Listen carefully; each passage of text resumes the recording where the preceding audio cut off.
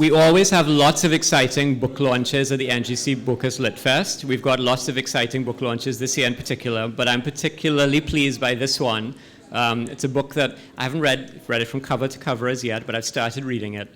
Naipauls of Nepaul Street. I'm not going to tell you anything about it or very much about it because there are much better qualified people here this evening, but I just want to say that we're absolutely delighted that finally one of the women of the Naipaul family has told her side of the story, given her insights. And so I'd like to begin just by congratulating Savi, and everyone please give her a big round of applause. Congratulate her on this book.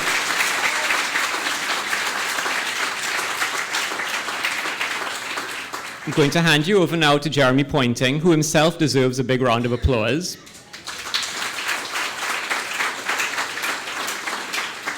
Founder of Peepal Tree Press, the publisher of this book and many, many, many, many, many other important Caribbean books.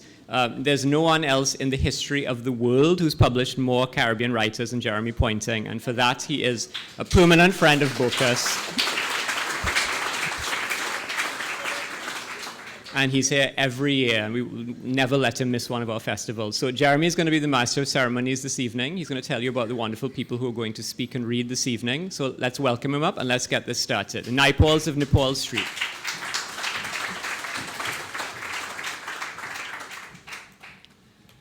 Good afternoon, everybody. It's very, very exciting to see so many people here.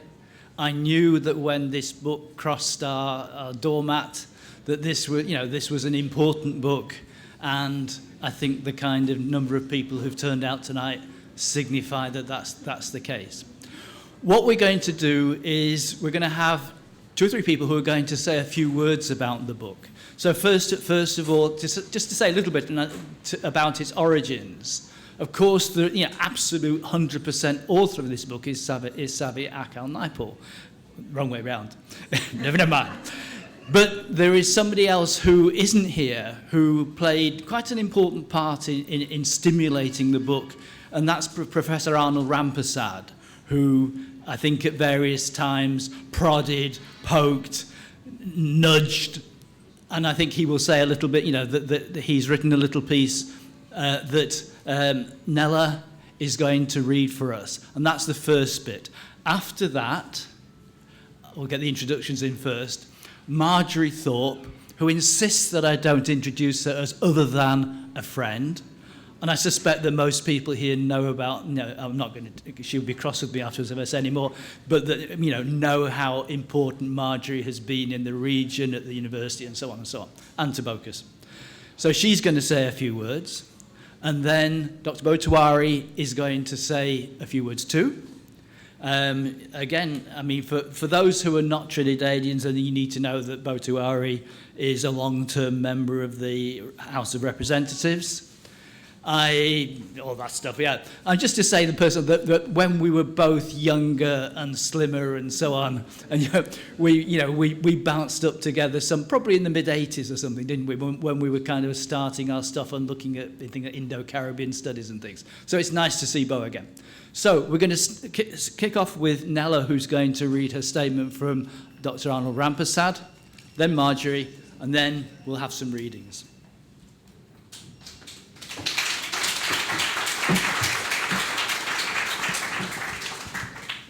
Hi, can you hear me? Yes. Okay. My sister Savi has asked me to read something. I am the youngest child of Draupadi and Sipasad Naipaul. My name is Nalini, but everyone calls me Nella. I appear quite late in the book, which is why I am so proud of my sister for having written this story of my family and having written it so well. Because I arrived late, much of this was only half known to me, and I am particularly pleased to see a story of my mother's life set out in its true and proper context. For the first time, I learnt much about my father, whom I didn't know. He died when I was 1. Savi's writing is so enjoyable and engaging. She has a unique voice and style and writes so beautifully and fluently. The 2 people who have most encouraged her to write this book are Jenny Naipaul, our sister-in-law, who is here in the front row, and Arnold Rampersad. Professor Arnold Rampersad is unable to be here, as Jeremy has already said, but has written a letter which I shall now read. The Naipauls of Nepaul Street by Savi Naipaul Akal. I'm sorry that I can't be here today to help launch the Naipauls of Nepaul Street. It is a day I have looked forward to for some time. A triumphant moment for Savi Akal and everyone else who helped to make this book possible. I thank her for her kind words about me, printed in its acknowledgement sections. I believe that I have met Savi in person only 3 times, but we exchanged scores of emails as she produced her memoir. I am grateful for the positive way in which Jeremy Poynting of Peepal Tree Press responded when I first contacted him with Savi's approval. Where have I got to? With Savi's approval, blah, blah, blah. With Savi's approval, about possibly publishing the manuscript. I thought that Peepal Tree and the Naipauls of Nepaul Street made an almost perfect match. I was thrilled when he responded with enthusiasm to the manuscript, again with Savi's approval. In my opinion, he has done an excellent job in editing the manuscript. Cuts were made as needed and certain material added, especially the poignant photographs she provided and the glossary of terms that Jenny Naipaul prepared. The first time I met Mrs. Akal, I left thinking that she had everything needed to write a fine, important memoir. As a scholar whose career has emphasized biography and autobiography, I recognized the moment for what it meant.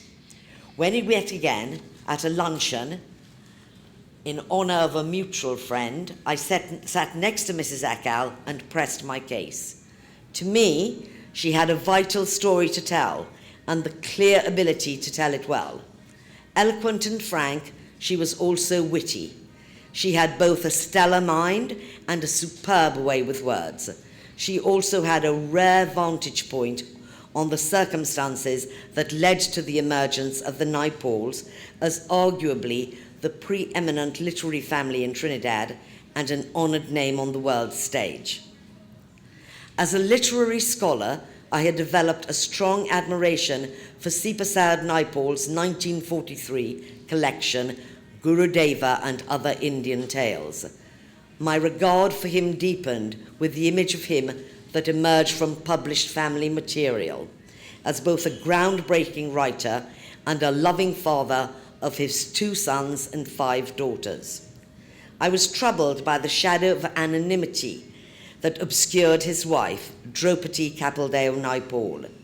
But who better than one of her daughters to gently reveal her mother's gifts and sacrifices? When Savi told me that, in fact, she had once started a book about her mother, but then set it aside, I felt vindicated. After a short while, she sent me about 50 handwritten pages. "That's it," she said. "No, it's not," I replied. "You have so much more to say. What about so-and-so? What about this and that?"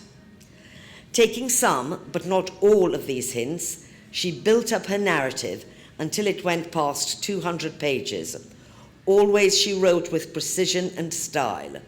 She accepted some of my comments and criticisms, but rejected others. I found my long-distance engagement with Savi inspiring. Although our ideas clashed at times, with Savi always having the last word, no surprise there, I felt privileged to be involved in the project. I hope many people read this inspired, beautiful book about a remarkable woman and her family's complex lives in and beyond the Caribbean. Lives in service to literature, but also to our common humanity.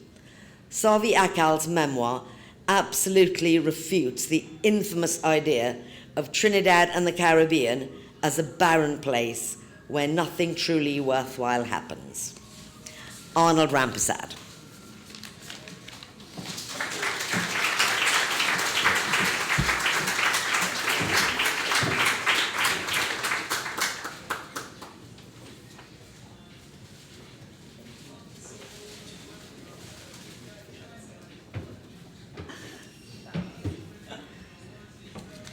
Good afternoon. When Savi told me that Arnold Rampersad, who is himself an internationally acclaimed biographer, was urging her to write her memoir, I was delighted. I was delighted because I knew in Arnold, Savi would find an invaluable friend and mentor. And also I knew that given Savi's own literary skills, her intellectual energy, and her sense of humor, she would produce the memoir that we are launching today. But there was another reason why I was delighted at the thought of the memoir, because I have always been curious about the Indo-Trinidadian mothers and sisters who appear in the novels of the Naipaul brothers. And I have always wondered to what extent do their truths endorse or contradict the perception, the image we get of them as we view them through the lens of their menfolk. And I wondered too, to what extent could I, as an obvious outsider, really come to understand their world in any significant way. As the narrator, Savi assumes the role of the sensitive observer whose admiration for these women grows as she herself matures and comes to get a better appreciation of the complex social and economic forces which inform their lives and which form their characters. And like Savi, as I read the memoir, I too grew in admiration of these women. And in a way, I felt I knew these women. The single mother who braves a totally foreign environment to get a better, to secure a better future for her son. Or the wife who suppresses her own abilities and ungrudgingly provides the environment for a nurturing environment for her husband and her children.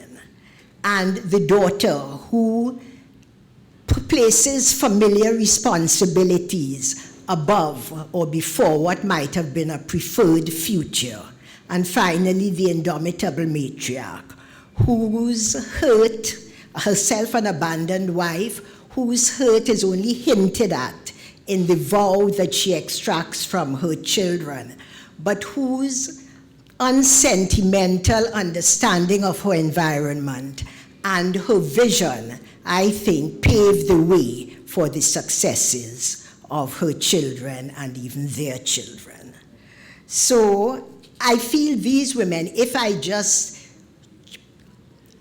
alter slightly their cultural and racial particularities, these are also women who I found in my own community, in the community in which I grew up. Women who shared the same intellectual abilities, talent, courage, determination, and resilience, which in both cases are apparent but are sometimes unheralded.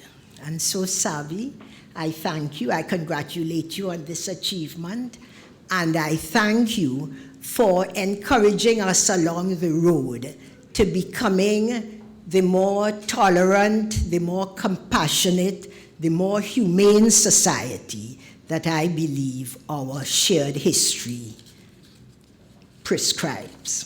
Thank you.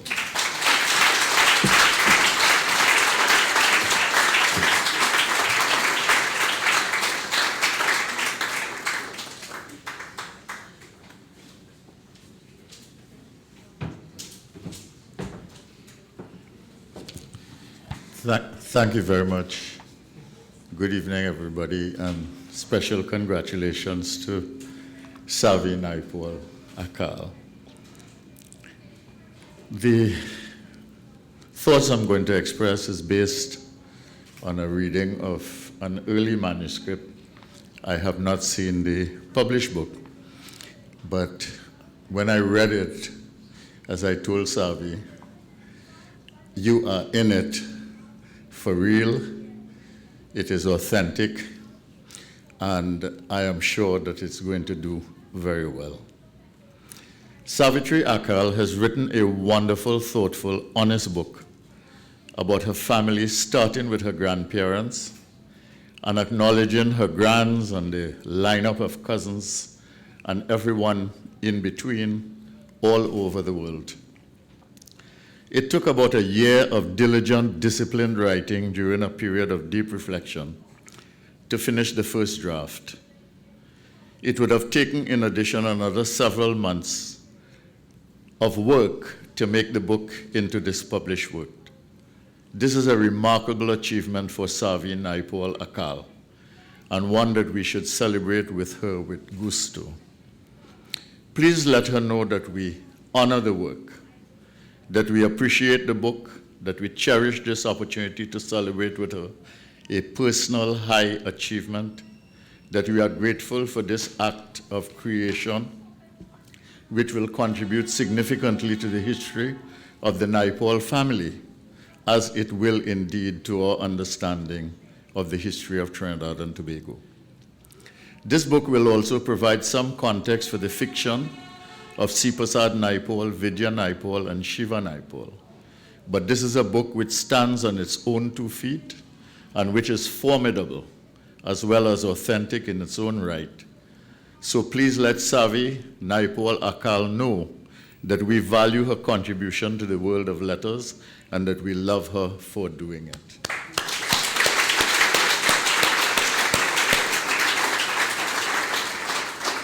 Savi dedicates this book to the memory of Sipasad and Draupadi Naipaul, her deceased parents, because they were the anchor of the Naipaul clan and because in their time they stood for something. In standing for things of value, they made so many other things possible for so many in the world. In a fundamental way, therefore, this is a book that is a tribute to their vision, their faith, their dedication to children and family, and to their ambition and drive. But this is also a book about women, women of Indian ancestry. And principal among these is Savi's mother, Draupadi Naipaul, who comes out of the shadows in this important work as she is revealed for the first time in flesh and in blood. In telling the story of Sipasad Naipaul, there are obvious connections to be made with V.S. Naipaul's great novel, A House for Mr. Biswas. This book provides an opportunity to see how fact, sometimes not always clear, not always fully known, can be rendered and transformed into fiction, and by fiction, through a great literary imagination. The drowning of Sipasad Naipaul's father, Sipasad Naipaul's half-brother Harry, the tensions in the Indian community at the time between repatriation to India and staying in Trinidad after indenture. Savi Akal identifies in her book with the sentence, "In our family, we became sensitive to the vagaries of migration and hopelessness derived from not having a home of their own, living with relatives, moving from place to place."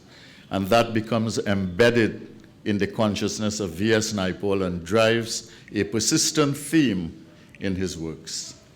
Sipasad Naipaul's goat sacrifice to the goddess Kali and his subsequent nervous breakdown, the reading material and the building of a personal library over the different phases of his life, the sign painting phase of Father Naipaul's career, the swift and decisive courtship of Sipasad and Draupadi, and the transformation of Grandmother Kapildeo to the unforgettable Mrs. Tulsi and Lion House into Hanuman House. But there is here in Savi's book, Savi Akal's book, The Naipauls of Nepaul Street, a sense of joy of childhood as contained in chapter 2, Heidi in the Tropics, that is non-existent in any of V.S. Naipaul's books. A sense of the freedom of living on a 300-acre Piti Valley estate that is absent from Biswas. A celebration of the joy of learning in a multiracial environment of tranquility in Port of Spain, an appreciation of the generosity and spirit of embrace which the Naipaul family received from well-positioned people of Afro-Trinidadian descent in Port of Spain, and from the nuns of the Catholic Church in support of their educational ambitions and their integration into a more complex sociological environment. This is how Savi Akal summarizes the experience from her memory in the book. Certainly we made concessions about our Hinduism when we attended Tranquility, and later at other schools. Like other students, we cupped our hands under the tap to drink water when we were thirsty. Like everyone else, we quickly learned to respect and honor our headmistress, Mrs. McShine's strict rules, even when they appeared to differ from Hindu values and practices. We may have been separate as Indians at Tranquility and other schools, but we lived contentedly among many people of different looks, skin complexions, religious beliefs, and cultures, and we cannot say that we felt oppressed or unhappy. This book is a testimony to the strong bonds forged between elder sister Kamala and Vidya Naipaul. The sometimes traumatic asthmatic condition of V.S. Naipaul from an early age, the perpetual restlessness of Sipasad Naipaul until he could build his own home to assemble his family together under one roof, the considerable self-sacrifice of Mother Draupadi, a brilliant student deprived of the opportunity of education beyond primary level, who devoted her life to her husband and the children as she suppressed her own being. This is how Savi Akal writes about it. Hinduism honors the feminine in all ways and forms. In the Trinidad setting, Ma should have had opportunity to show her true ability. Instead, Ma would develop a compulsion to withdraw. Her strong voice, which many of us inherited, would disappear into some suppressed inner chamber of her being. But in a fundamental way, this book is about Savi Naipaul and her sisters growing up, Trini, becoming sophisticated women of the world with confidence, self-knowledge, and openness to the world. I have a passage here, a long one, but I will not read it, from the book. It's worth reading, though, I guarantee you. A significant aspect of the book is the expanding reach of friendships of Savi and Mel Akal as they build their life together. I learned a few things, too, about our history from the book.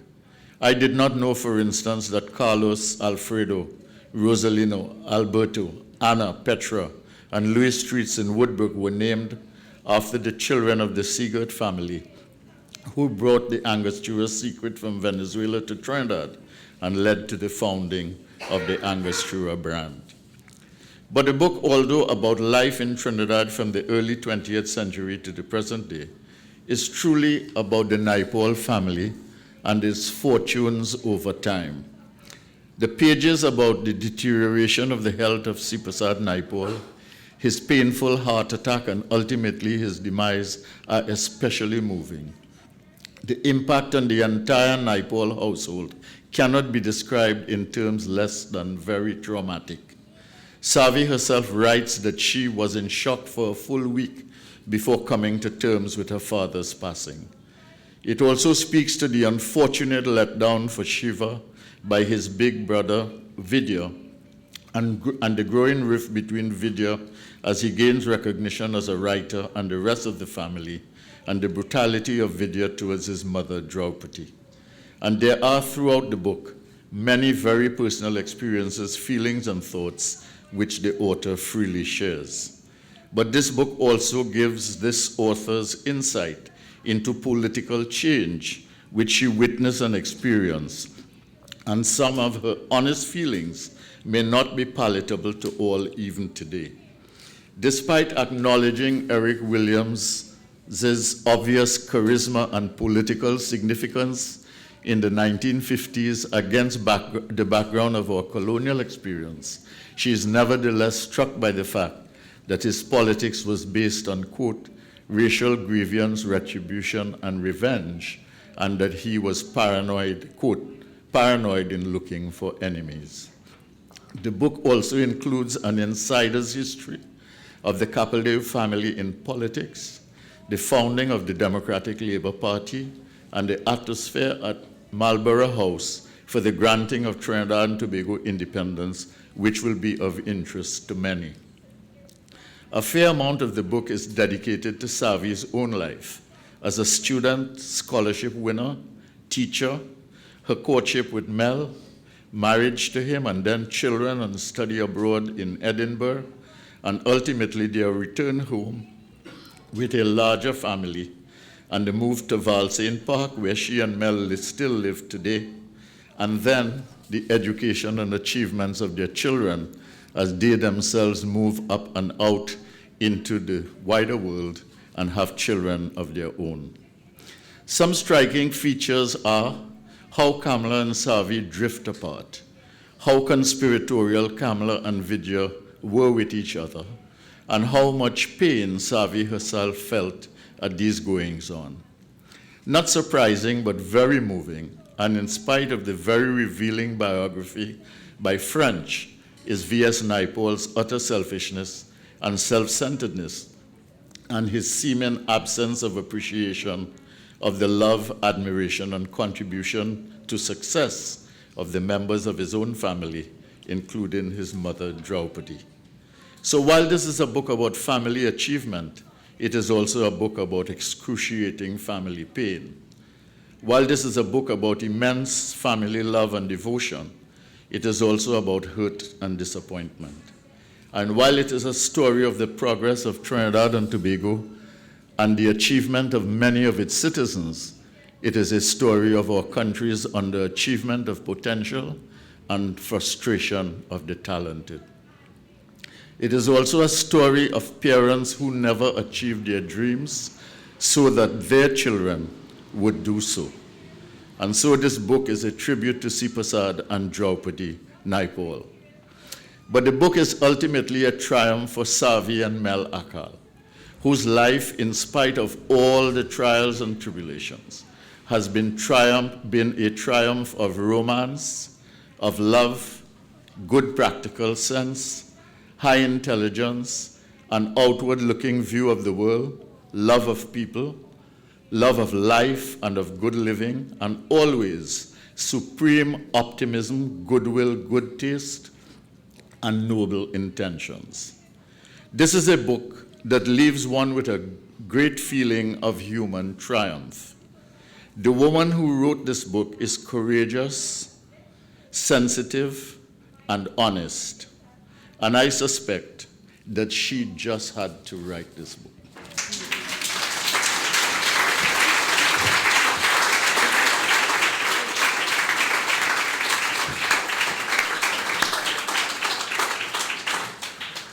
Now, I hope you will all give a big hand to the woman who did write the book, who's going to come up here to read.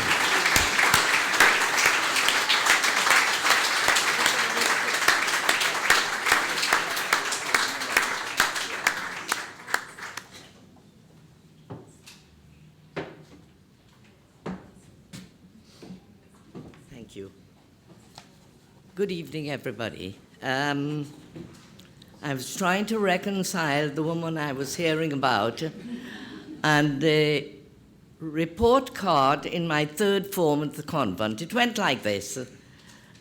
Should concentrate more on written work. Resents correction, disputes too much with the mistresses, and has a very high opinion of herself. When the report card came home, it's the first time I came third in the exam. I never could come so high. My mother said, "Take this to your father." I took it to my dear father. He looked at it, read it. He smiled, and he said, "Good girl." This evening, I thought I would introduce my parents to you. And we have culled, I should say Jenny Naipaul did most of this, culled some excerpts from the narrative, and we've put them together in an attempt to introduce my mother and then my father to you. So bear with me while I read this. Bhoe has done such a tremendously detailed job of analyzing the book. I feel very, very flattered, and I thank you very much, Bhoe, for all you have said. Thank you to Marjorie as a dear friend. So I'll read this bit about my mother. Whenever my mother or her 8 sisters spoke of their childhood, it was with joy and fond recollection. Their eyes lit up and they became animated with tales of Tetron Bay, moonlight and games, storytelling, vats of steamed crabs, and other culinary delights. Yet, if I reflect, I realize that these girls must have had very few childhood years. The elder girls were married by the ages of 9 and 11. Small wonder they clung to their childhood memories and stories with so much warmth and passion. I believe that my mother and her siblings were sent to a Presbyterian elementary school in Chaguanas. Most members of the family wrote in the easily identifiable script of the Presbyterian teachers. Ma's school days were few but happy. Excelling in her studies, she seemed never to forget the poems, stories, history, geography, and arithmetic she learned at school.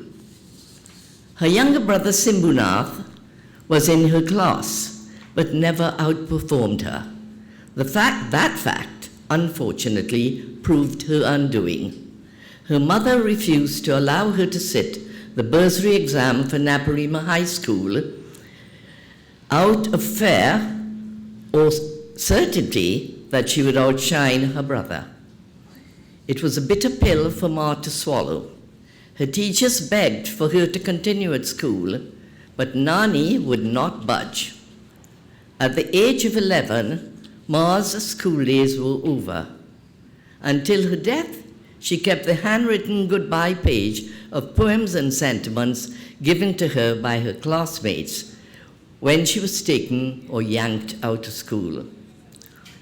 My mother did not always speak grammatically correct English, although she expressed herself well enough given the limits of her education. My father, also weakly schooled, taught himself to master writing in English while she was busy raising their children. If Ma had been given the opportunity at school, which she would later seek for all her children, she would doubtless have learned to express herself with boldness, skill, and clarity. But her intellectual growth was stifled and stunted.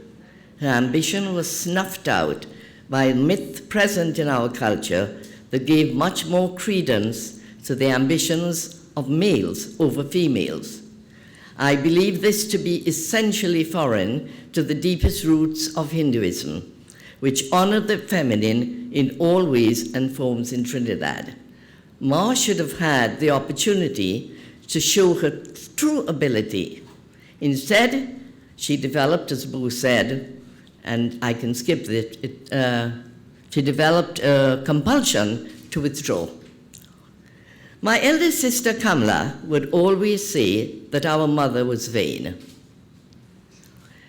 It is hardly an adjective that I would choose to use. Ma had a sense of self, a dignity without being self-centered. She never wore makeup. Pond's Vanishing Cream was her only beauty product. Coconut oil was her only body oil. And Johnson's baby powder her only talcum powder during all her years. She sewed her own clothes, and my father forbade her to wear anything red or with red. Ma wore her skirts a little below mid-calf and liked high heels. In dress, she was different from her sisters. A pair of gold bracelets, simple earrings, and her wedding ring band comprised her only jewelry. Ma never left the house without her ohrani or veil, even to go around the corner to the grocery or to buy vegetables.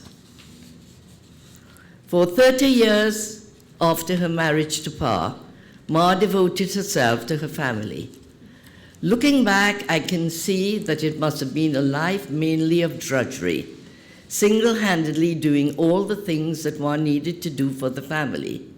She kept busy and seemed apparently fulfilled in cooking, cleaning, washing, ironing, and sewing for her girls and herself. With little or no social life and interests, family weddings or organized family prayers by her mother's family or by others were her major outings. Then she would return home hoarse and happy from being part of the choir of her sisters who knew all the sounds that accompanied the various rites. Even there, however, her sister Tara, not Ma, was the star performer. Then in 1959, Ma sprung a surprise on us.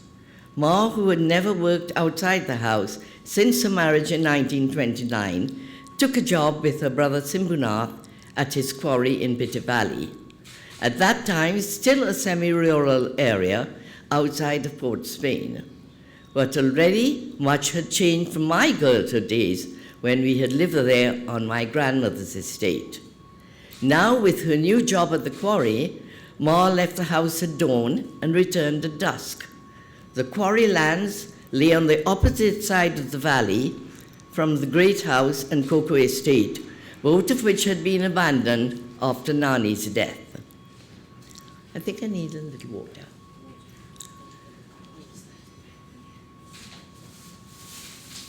Okay, thank you. Right, spill it.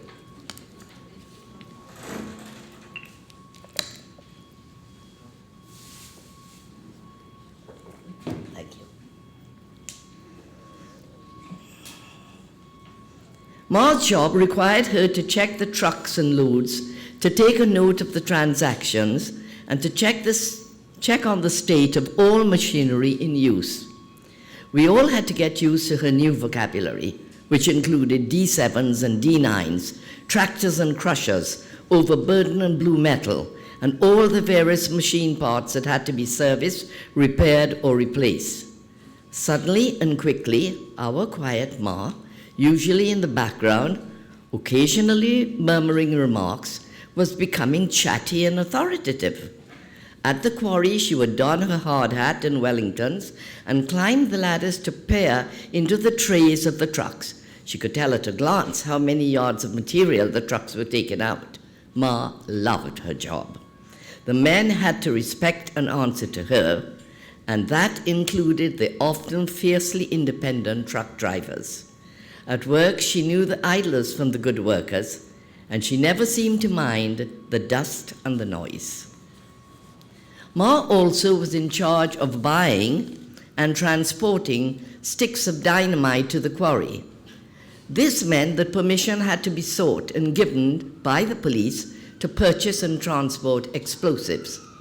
She became so well known over the years that pretty soon she was being invited to the annual policeman's ball.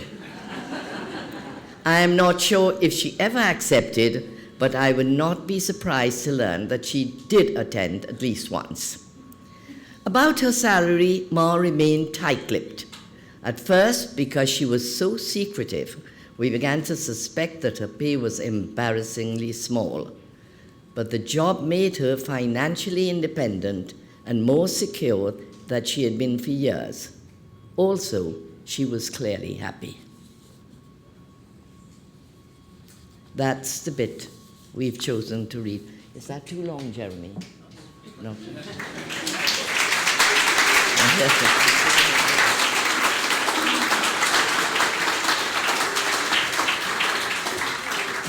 you like to talk for a bit and then come back and read? Yes, okay. Yes, okay, fine.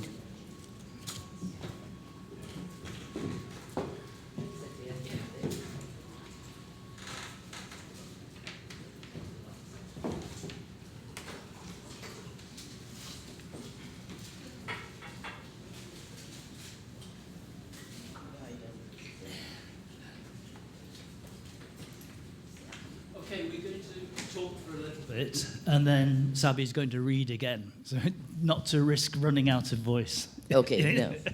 Okay. I mean, one of the things, a few kind of things. One of the things that the incidents that really struck me in reading the book was what you call the latrine intervention, and this is the story which you assured me is absolutely true. Absolutely true. But which has the power of myth. The story about how Si Prasad doesn't go back to India. Tell us a little bit more about that. Well, that's part of the story I was going to read about with my father. It is Pa's story. It is Pa's story to me. I worked out that he must have been about 5 or 6 years old. And he and his mother were part of a group seeking and getting permission and even getting to Nelson Island to take the ship to go back to India. And he panicked. He hid in a latrine. The latrine overhung, it was on a ledge, of course overhanging the sea naturally. And his mother couldn't find him. Panic set in. The mother decided not to leave. And so that trip was abandoned. Right. And he stayed in Trinidad, and his mother did too. I mean, isn't that such a brilliant story in terms but of... it's more of them. Yeah. It's a whole group of them, actually. Yeah. All my Ajis, all my father's aunts, with their husbands who were going back. And how he became part of that group, I don't understand it. Oh, he and his mother, how he and his mother. So it's part of the reading here. Okay, well, yes. we'll hear more of the thing. I mean, one of the things that's lovely about the book is the sense of, you have a sense of the kind of material reality of the house on Nepaul Street. And there's some lovely descriptions of everything. For instance, the bookcase. Tell us about the bookcase. The bookcase was a simple cedar bookcase. I have it in my house. I've kept it there for safety. It's about 6 feet tall and about 40 inches wide. I'm good at measurements. And it has glass doors, framed in wood. He had to buy it. He was just buying books more than he would want to buy food. Yes. So that's the story of the bookcase. It's not a well-made bookcase. It's not been made by anybody with any great skill, but it has served its purpose and it's still alive. And it's another kind of very powerful symbol, isn't it, of the kind of life yes. that Pa set out to have for his family. Yes. So there's one little bit where you discover when you've been to university yourself, there's a copy of John Donne's poems in there. I have to tell you, we did not do John Donne at the convent. I don't know why, sister, but I discovered John Donne when I went to Edinburgh University and fell in love with him, as I really did with all the metaphysicals. And when I got home and went to the bookcase and saw John Donne, it was somebody's name I had missed completely. But I was so shocked to see my father knew John Donne many, many years before I found him. And there was one book there that you suspected he'd never read? Wasn't there something about engineering or something? Of course. My father couldn't. He was the most... I married one too. No skills, no husbandry skills. Plugs and drills and they're toys. They're not to be used. Sorry, dear, but he's absolutely right. He provides them all, but So my father couldn't fix a fuse. My mother fixed all the fuses. Right. What I mean.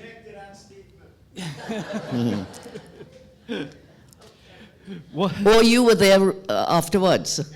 Yes, Kenrick must have fixed 2. All right. I mean, I think Bhoe was bringing out some of the kinds of the ways in which the book is a brilliantly kind of internal history of change and things. I mean, so one of the things that struck me about your portrait of Nani is a kind of very powerful ambivalence. On the one hand, she seems to have one foot still in India. On the other hand, you discover later on that, despite all the prohibitions about not going back to the village of the Doubs and so on, that they've been sending money there. And yet she also has lots of businesses in Trinidad. Yeah, Nani never had a toe in India. Not Right. a toe, not a foot, not a leg, nothing. Nani was Trinidadian through and through. Right. And but her husband, probably like most men, wanted to go back home after a certain number of years. But the women who had been freed from the drudgery and the difficult life they would have in India, whether they were runaway wives, widows, whatever they were delighted to come out to the Caribbean. I feel those of us with ancestry in the female line decided to stay pretty early on, to stay in Trinidad and make their homes. Yeah. Obviously, the two central characters in the book are Sipasad and Draupadi. One of the things I'd urge you to buy the book for is the photographs, which tell a story there. And there's a brilliant photograph of Sipasad looking a little gangsterish, isn't he, with his hat on? Yes, yes, yeah. Tell us a little bit about that side of him. He seems like a man who was very determined to be modern. To be? To be modern, to be in the... Yes, yes. He liked change, he accepted change, and he demanded change. He, I think, thought he was rather dashing. He was not very tall, but he was very slim, and he thought he looked a bit like, what's the name of Valentino? Yes. So when he brushed his hair back.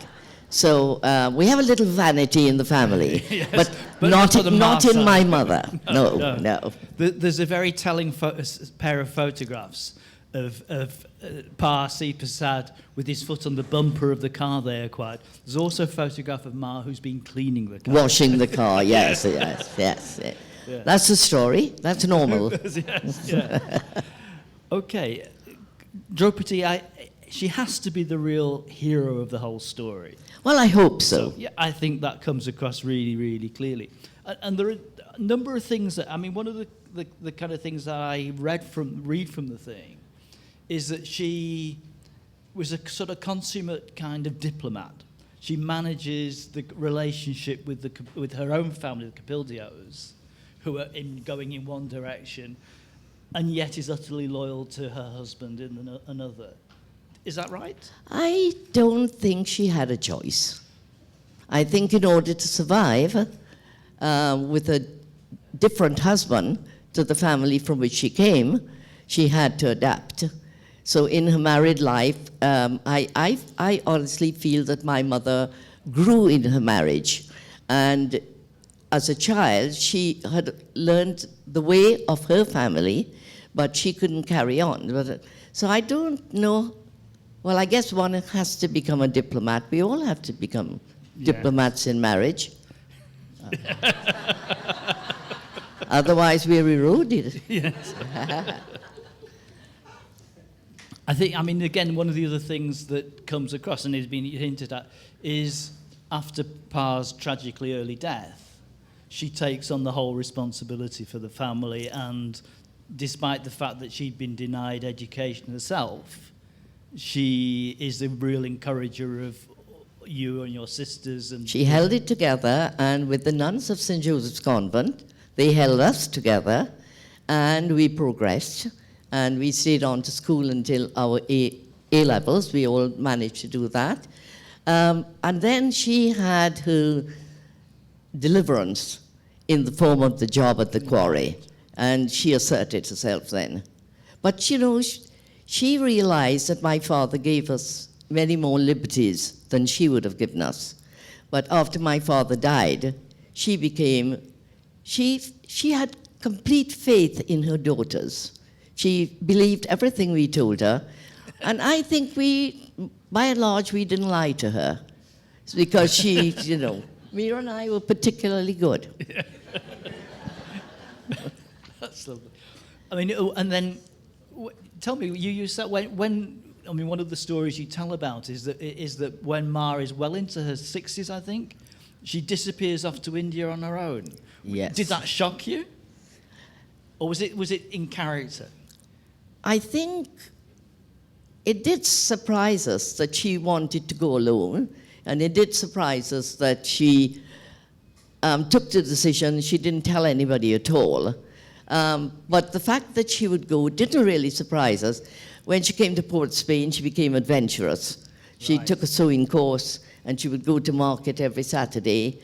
And, you know, she would send us off, Mira and me, to the health center to collect some kind of medicine on weekends to make sure we remained. And, you know, she just always adapted. Right, right. There's a brilliant image right at the beginning of the book. There's telling, I mean, this is the part where one is you looking right back to things before your time, and you have an image of Naipaul's wife, who is widow, and she's a Brahmin Indian lady who's dressed all in white in mourning.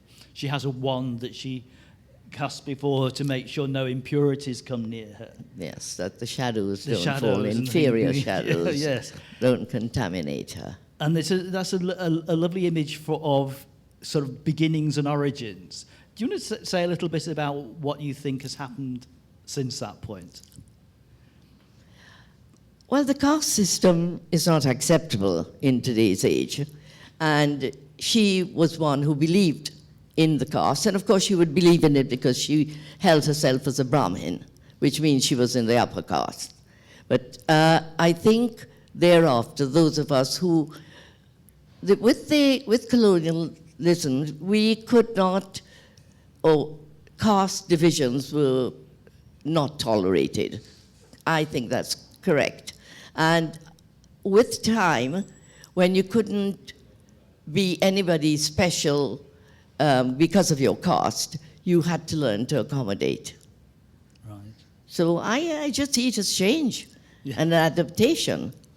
Yeah, it's in that respect that the book is a tremendous picture of social change, of cultural change. Yes. And so, perhaps last question, and then we'll ask you to read again. Which I'm going to have to apologise to the audience, which is Nicholas has just passed me a note to say that it may be difficult to do a Q&A because it's so crowded.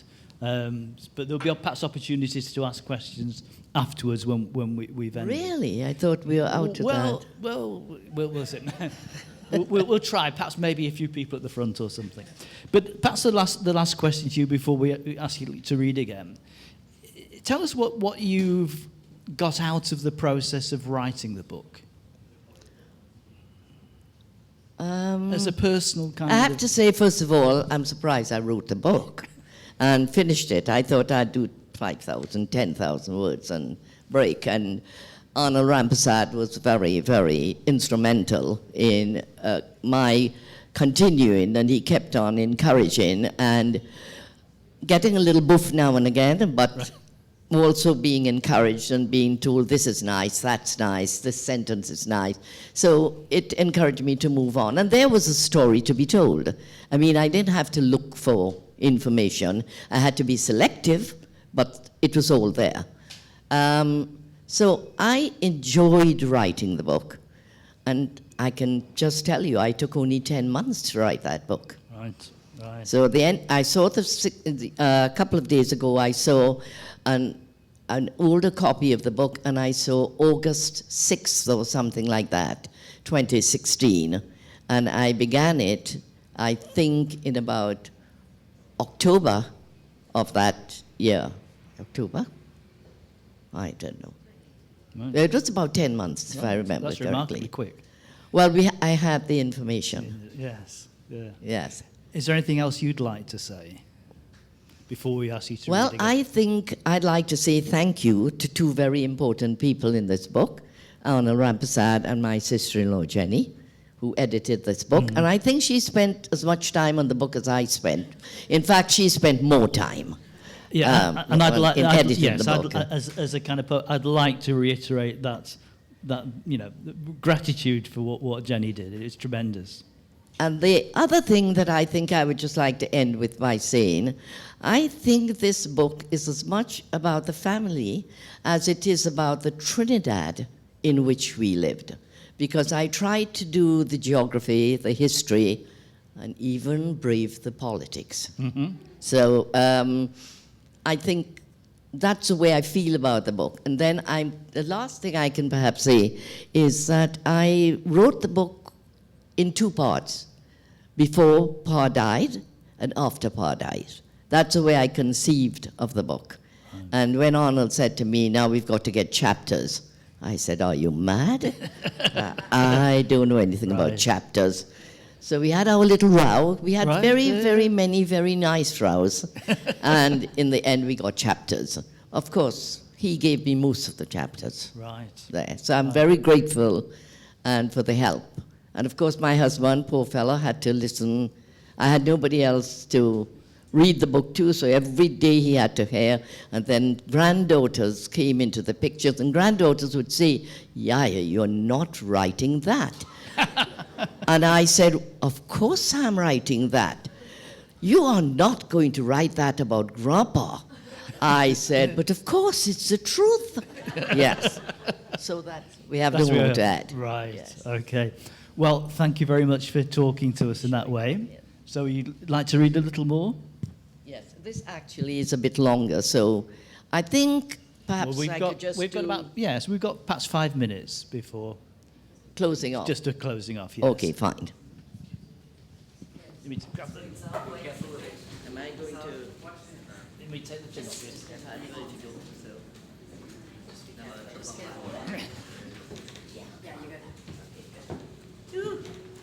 What to do? So many. All right. Now let me see how I can trim my father down. Okay. It must have been before the arrival of Harry Chacha, my father's half-brother, that some members of the Backstreet family in Tunapuna decided they wanted to go back to India. Since there were children among the group, there must have been husbands or menfolk intimately involved in that decision.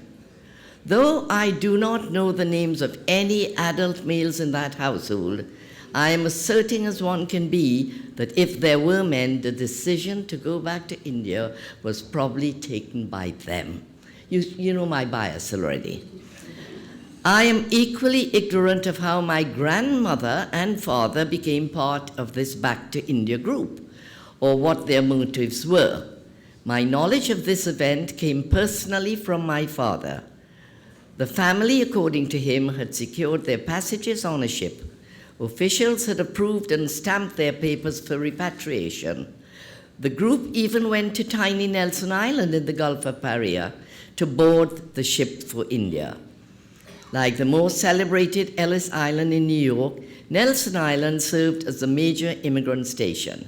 I'm guessing that my father was then about 5 or 6 years old. He did not want to leave Trinidad. His story was that he doggedly hid in a latrine located on a ledge overlooking the sea. His frantic mother then refused to leave without him. 2 of the aunts also panicked, and the adventure came to an abrupt end for some of the women. Never again would a man be seen in their household on Back Street in Tunapuna. The men, if indeed they had been the planners and movers, left without them.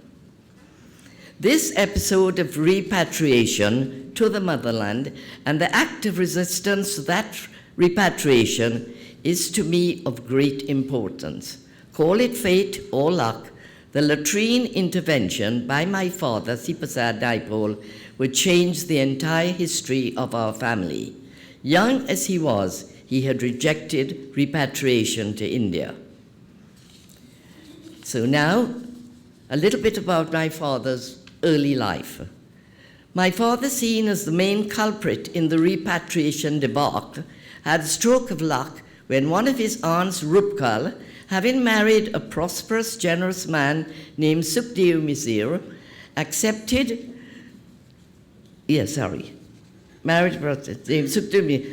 Sipasad into her household. His new home with the Sukhdevs placed him in a burgeoning family. I think that family became about 12 people. From having 2 children, 2 daughters, Basde and Jasodra, the family then went on to include the entire Ramdin family and a girl called Sonmat. so it was a big family. C. Prasad's education began in the Sukhdev Misir's household. While the younger members of the household spoke English, the language of the elders was Bhojpuri, a dialect of Hindi in Uttar Pradesh, formerly United Provinces. Sukhdev Misir believed that education was the surest route to success. And then I skip a bit now. The only school story Pa ever told me personally was about a bully whom he met frequently on his way to school. At a certain dip in the road, the two boys, going in opposite directions, passed each other almost every day. The bully, on approaching Pa, would look him in the eye and call him Chinese buttermouse. Pa had inherited the pale skin and heavy-lidded Chinese eyes of his mother. He, with his head down and eyes turned upwards under his brow, would quicken his pace uphill. On reaching the top of the hill, the Chinese buttermouse would look back and shout, "Is your mother man?"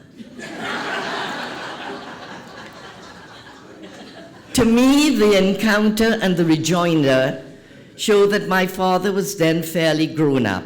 Although still at primary school, perhaps he was already working in Sukhdev's shop, or even as he did later in the adjacent rum shop, which was generally in the same building.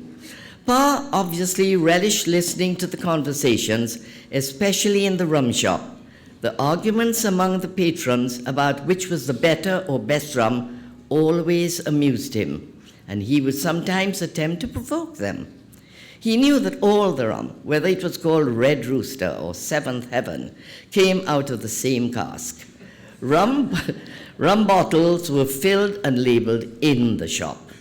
The conversations and the arguments in the rum shops and at puja, religious gatherings, and in the law courts always fascinated my father. As long as there was rum, he knew there would be good talk. And I would learn just a couple of months ago that a lot of the talk of the courts came through being friendly with a man called McGee, who turns out to be Arnold Rampersad's father. Yeah. So,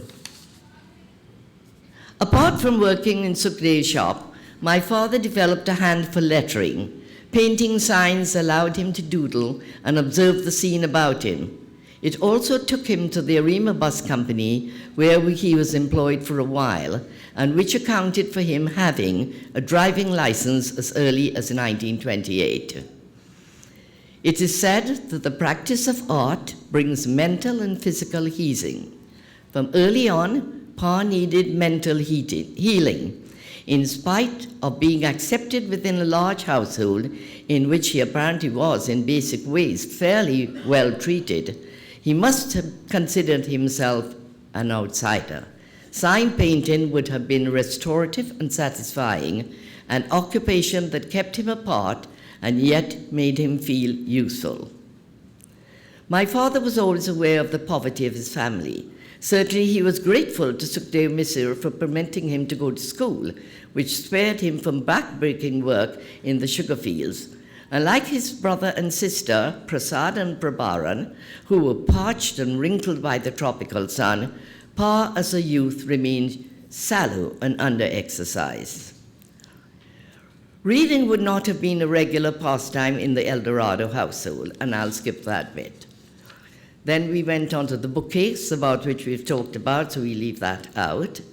And now I'll just come to this. No one can readily explain where Pa's love of the written word came from. Few of the people around him appreciated his ambition. In the mainly agricultural setting of his extended family, he was an anomaly. In the Sukhdev Misir household, he was perhaps seen as vain and overreaching. Was he also seen as an idler? Reading books, sign painting, and writing stories were not plausible or realistic occupations for a peasant boy. Perhaps some saw these interests as a ruse to avoid getting a real job. Small wonder then that for years the bookcase held two books that intrigued me. One was an English grammar book, and the grammar book was read, and the other one entitled Popular Mechanics. I understand the English grammar volume, but the Popular Mechanics for a man who could not change a fuse must have been an attempt to please someone else. Somehow, despite his weak formal education, but driven by literary interests, Poe had become the Chaguanas correspondent of the Trinidad Guardian. Largely self-taught, he had acquired competence in writing and perhaps had published a few brief pieces that are now being lost. In the early 40s, at The Guardian, Poe began to flirt with publishing his stories. The pool of the literary-minded fraternity at that time was small, and Poe was wetting his feet, but he got encouragement when he joined a small literary group that met at the home of Judge Eric Hallinan. A combination of passion and encouragement allowed him to write several stories about the life and people he knew best. In one of his rare shows of affection, Simranath Kapilde backed him to publish privately a collection of stories of Indian village life called Gurudeva and Other Indian Tales. And then I'll go on. By 1946, our family had grown to 6 children. We began by living in Lewis Street just with our family, but now we are 6 children, all crammed into a room of a house owned by my grandmother in Lewis Street. Now, more than ever, we needed a house of our own. In choosing a house, 2 things were paramount: the distance from our school, and more important, the price. I am almost certain that my parents never had a bank account. Pa summoned the courage to approach his Uncle Sukhdev Visir for a loan. Once more, Sukhdev Aja did not disappoint. The loan was free of interest. Only 8 years old, I recall the excitement of moving. I had never seen our new house in Nepaul Street. I had no idea where we were going. My father was 40 years old. Ma was 33. Kamala 16, Vidya 14, Sati 12, Meera 10, I 8, and Shiva almost 2. Power Mausa was able to fill our belongings into his van, so we landed at 26 Nepaul Street with an old hat rack, a kitchen safe, a china cabinet, the bookcase, a 4-poster bed, 2 smaller beds, and our parents' slumber king bed. We left Nepaul Street on the 31st of December, 1946. I have no recollection of saying goodbye to anyone or feeling sad on leaving Lewis Street. The war was over. Roosevelt was dead. Attlee became the British Prime Minister. Hitler had committed suicide. The former Edward VII, now the Duke of Windsor, had been packed off as governor of the Bahamas, and Gandhi was either in jail or fasting. C. Prasad Naipaul and his family were in their own house. A new dawn would begin on the 1st of January, 1947. Thank you.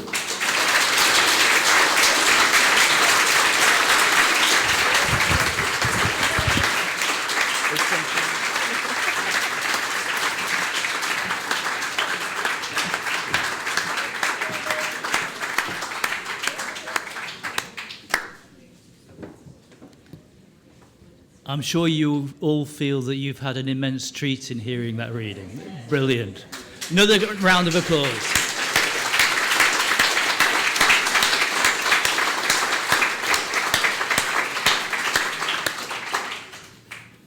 We've got a book selling outside? Yeah. Okay, yes, so... Oh, okay. Outside. Okay, so if you want to get a signed copy of the book, then there will be signings outside. There are copies in the foyer of the library. So we hope very much that you will exhaust our stock of it, and we have to send some more from Leeds in England. So thank you very much indeed. It's been an absolute delight to meet all the Naipaul family. And thank you very much for everybody for coming out to this and making it such a memorable event. Thank you.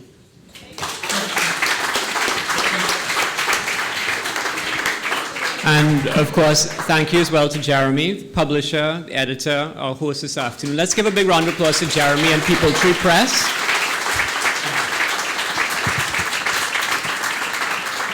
We have a full Peepal Tree contingent at this year's festival, as usual, and we're thrilled to have them here. So as Jeremy said, paper-based books, the bookseller, inside the library.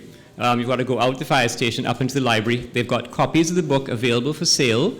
And once you've bought your book, and you better all run because they're probably going to sell out, and some of you will wonder why you didn't get a book.